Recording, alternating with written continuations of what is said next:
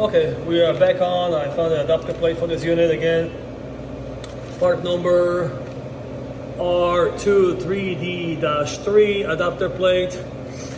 So, it's just a piece of plastic really, that's all it is, with 4 screws. You take it out of the bag, get your bolts as well. It comes with a new set of bolts as well. These are actually shorter than the original. If you look at it, these are a little bit longer. These are a little bit shorter. I don't know why. Anyhow, I guess it will fit regardless. So here's the thing. How do we put this on? What's the orientation, right? Like, how do I find out which hole goes where? Because it has to position the motor in proper place. So they made it simple. There's a S sign on the faceplate of the adapter. So that S sign stands for, I guess, starting capacitor. This is your capacitor of the motor right here. There's a little bulge right here sticking out. So if you look at it, this is your S. So this is the orientation. You put this down in the direction of the of the capacitor. So your S is pointing towards the capacitor. That's it. So you want to make sure your plate has the face with a flat surface down, so your bolts can fit in place. That's just common sense, right? And then you install 4 of those screws, bolts in place. I guess it's screws, not bolts. It's just large in size. And you use your large size flat screwdriver to install them in place. So slowly use your hand, thread them in first of all, gently. Then get you a large head screwdriver and turn them in until they set well. Doesn't have to be like super strong. See, that plate is pretty weak in design already to begin with, so you don't want to put too much force on it. It will crack probably if you squeeze it too hard. Okay, so now they have that in place. What do I do next? My next step is going to be install that motor in place, but because I still have that switch on, I have to disconnect it from here. I have to remember which wire connects to where, so I highly recommend taking pictures from your unit, from the inside of it, and from the switch, and from the motor, to remember where your wires connect to. So,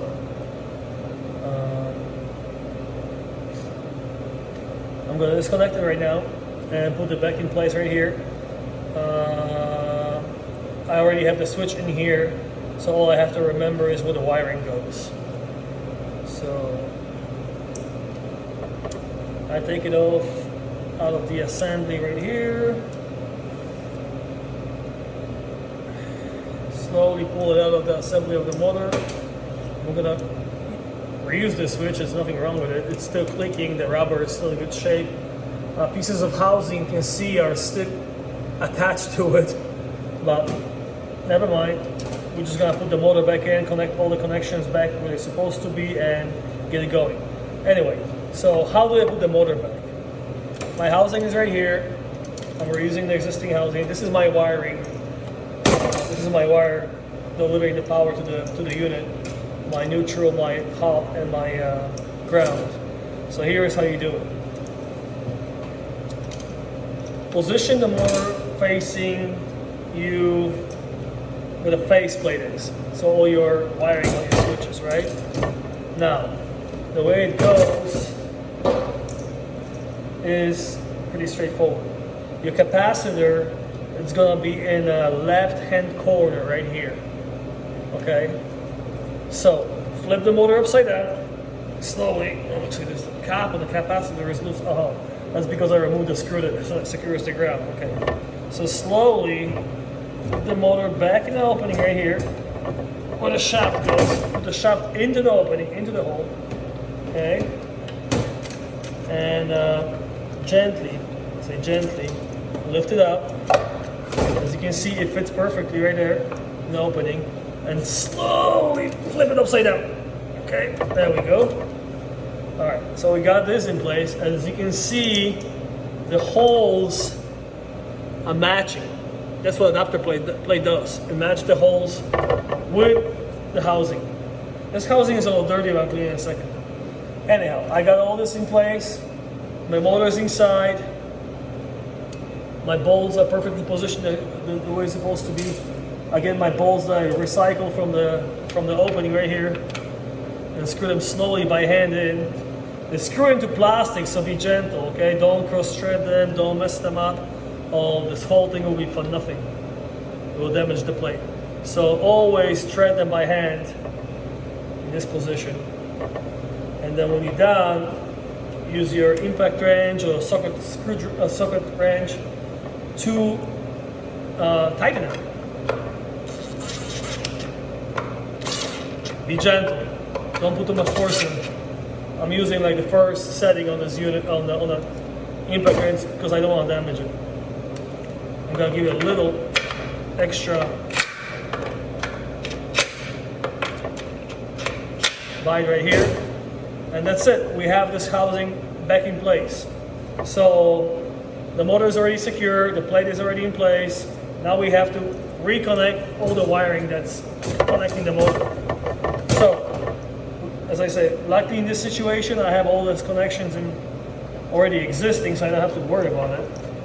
But as I say, in this situation, you purchase just the housing, you will have to remove the switch assembly plate and reconnect it again. Same goes for the safety switch for the motor. Anyhow, I got all this in place already, so I don't have to worry about it. So all I need to do is reconnect all my wires back where it was. So I have to connect them back to the ball switch, and I have to connect them back to the power cord. I also have to put my my ground back in place. So I'm gonna start with that. I'm gonna put my ground back in. I have my little screw right here with a little washer, and the green wire is of course ground. So it goes right on the capacitor housing. So that's what I'm gonna do.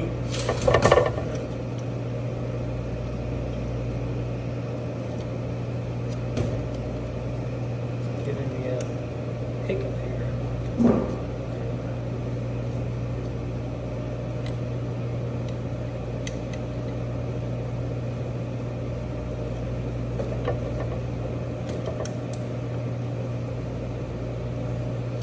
So just a flathead screwdriver, secure your ground into the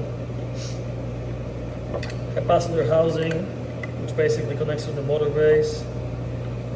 Make sure you ground your motor. You don't want to mess up. You don't want to install the motor without ground, because that might end up bad later on. And then we're gonna connect all our remaining wires right here. So we have our hot, neutral, and ground is already connected. So in this unit, apparently there's a plastic cover on that connector, on the neutral connector. So I probably have to take this off in order to connect this into that secure connection right here. Otherwise, it won't fit. So I'm gonna just probably break it off and slide this connector back in there. So that's what I'm gonna do. I'm gonna use my sharp pick right here to break this plastic off, like this. And now I can connect this back to the motor.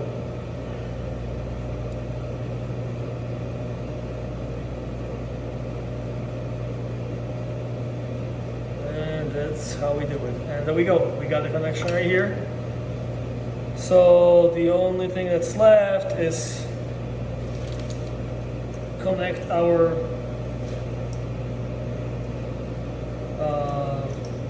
hot into the safety switch. So I got my safety switch right here, my connector right there. So I'm just gonna plug it right in. And the only remaining things right here, it's put the wires back on the on and off switches and safety switch. So as I say, I marked them so I know what goes where. So this is left, 1, left, 2,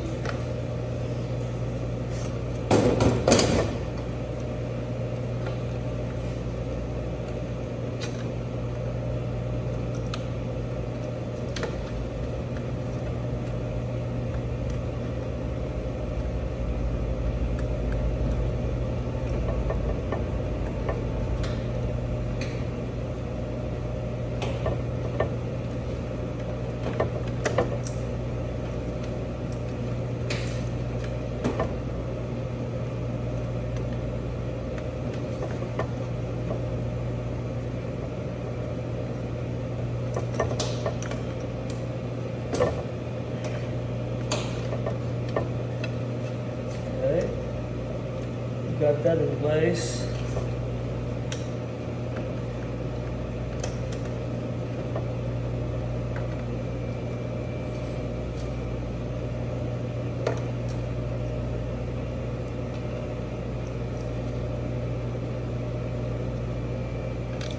We need to connect the switch into the motor as well.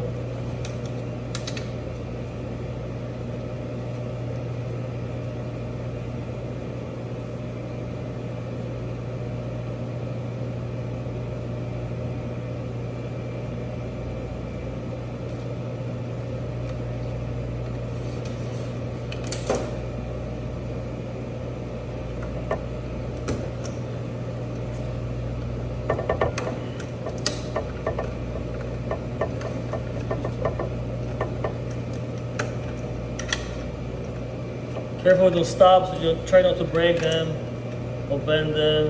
Well, that's your connection unit.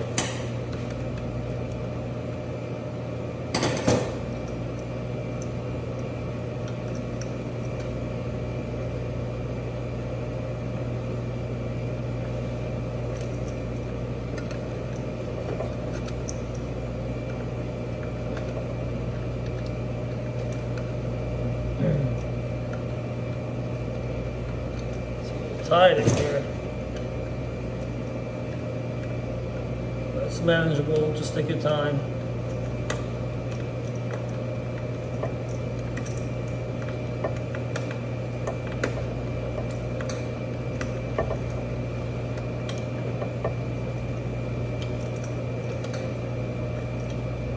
Okay, left one, right two.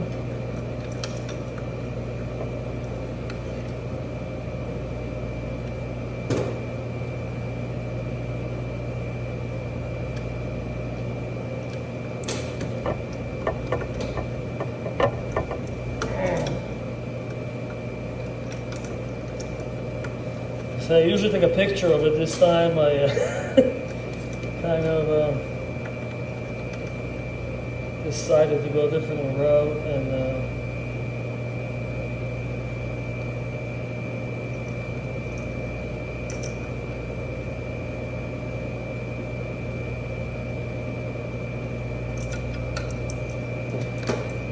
we have existing wiring over here, so I can just reuse this. Okay, almost done. Perfect. So we got all the wires back in place right here. The only wire is missing is the wire for the switch, so I'm just going to reuse this wire right here because I'm missing one.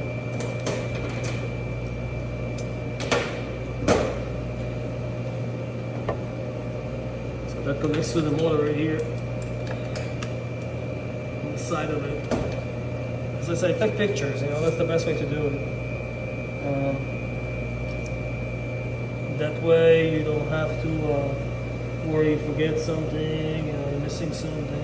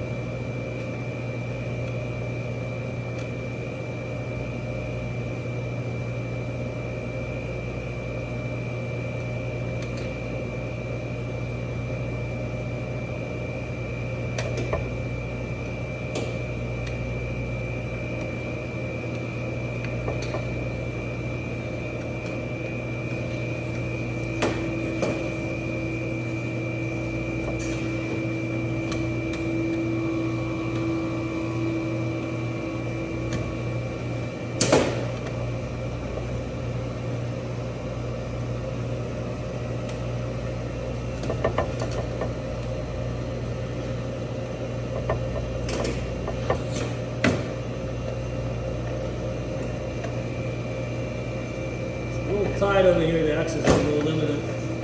Let's go through the box. Yeah, I got it all in. Anyhow, we got it all connected, all the connectors are in place, wiring for the switches and the wiring for the safety switches in place. Motor is secured in place. The only thing we have to do is put the base back on, and we're good to go. There's a couple of pieces of trash in here, remaining housing from the previous unit, so we're just going to remove that. So all you need to do is put the spacer back on, and the spacer goes basically over the location of the wiring. So you can see the wires right here.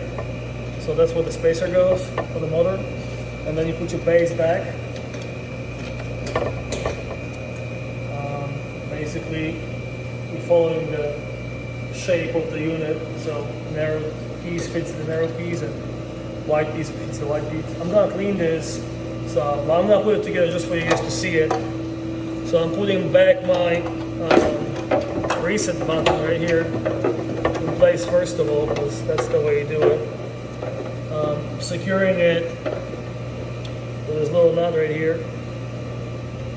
Slowly, just a couple turns by hand. Make sure you do it by hand because you don't want to mess it up. Okay, so I got this back on, and slowly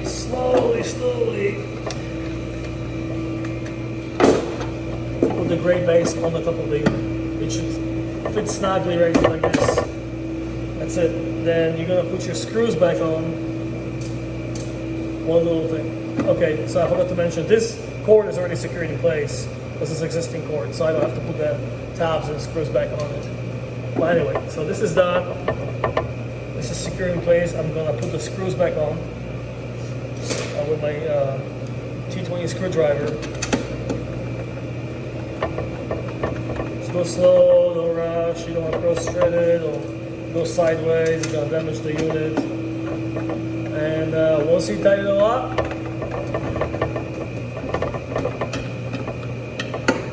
good to go. I'm not gonna tie them up all the way because I'm gonna be cleaning this thing anyway. I'm just gonna show you guys, the final product, how it looks like. Okay, so we got the screws tied up in place. The motor is secure. The last thing is what really left right now is putting those little caps back on. So I like to use fresh silicone. That's what I'm gonna do. I'll use like RTV silicone, but I still have the remaining silicone caps right here. I'm just gonna put them on top of it just to show you guys. You just put them back on if you want to. I wouldn't recommend it. I like to use fresh silicone on top of that. Anyhow, you got those, and all you need to do is just pop those back right in with your finger. You can use a rubber mallet just to pop them back in. It doesn't take any force to do so, and that's it. You're all done. It's pretty straightforward, really not complicated, and the only thing missing in this unit is the seal. Now I'm actually going to recycle from this unit. It's still in decent shape. It's not great, but it's not slipping through. It's not bent up. It's not messed up. So I'm going to reuse it because customers don't want to spend any money. They just want to recycle what's left. And that's all it is. You guys just saw how to replace the whole base on R2 unit. The bottom one is much easier because the bottom one, really all you need to do is remove the cord that's holding by the tabs, and remove the 4 screws and the thermal fuse, the reset button from the bottom of the unit, and pop a new one right back in. This one is much harder because you have to actually take the motor out of the unit in order to do so. Anyhow, but that gives you some idea and concept how to do it. In this video also saw removal of the motor and the spacer for the motor as well, the adapter, top adapter. So that gives you also concept how to replace that adapter if that ever breaks. One of those videos I'm gonna have a chance, if I'm gonna get another unit with a broken bearing, I'm gonna show you how to take the motor apart and replace the bearing. So you already have cord replacement, housing replacement, which includes removal of the motor. So once I have the motor that's kind of messed up and has a messed up bearing, I'm going to show you how to actually remove the bearing and put a new one in. It's not hard. You already have 2 steps out of the way. You practice a couple of times and it's not really that complicated. Anyhow, thanks for watching. I hope you liked the video. Subscribe, like, make a comment, ask questions. Again, this is Andy's Commercial Appliances Repairs. Thank you. Have a great day.